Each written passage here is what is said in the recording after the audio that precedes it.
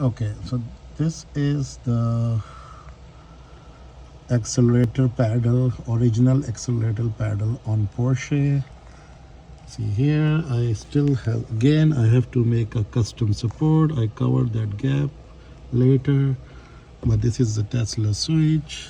Cable is connected, and this cable is connected here, and that's going here.